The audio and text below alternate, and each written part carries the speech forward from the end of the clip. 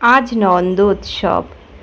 আমি সারাটা বছর অপেক্ষা করে বসে থাকি এই দিনটার।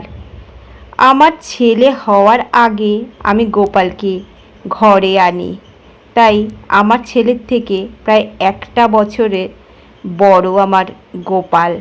তাই ওদের দুজনের জন্মদিনই আমি আমার যথাসাধ্য মতো করার চেষ্টা করি।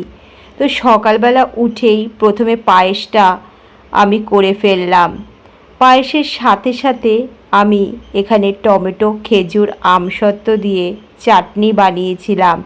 আর আমি এখানে বানিয়েছিলাম বেগুন ভাজা, পটল ভাজা, ভিন্ডি ভাজা, কুমড়ো ভাজা আর উচ্ছে ভাজা, মানে ওই 5 রকমের ভাজা।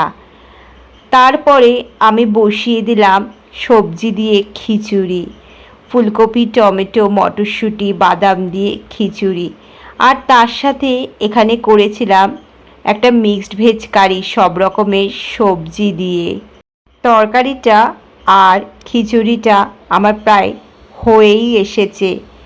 এবারে এগুলোকে নামিয়ে দিয়ে আমি এখানে পোলাওটা বসিয়ে দেব। পোলাও আর তার সাথে কিছু লুচি ভেজে নিয়ে ঠাকুরকে আমি ভোগ নিবেদন করলাম। সবাই ভালো থেকো। রাধে রাধে।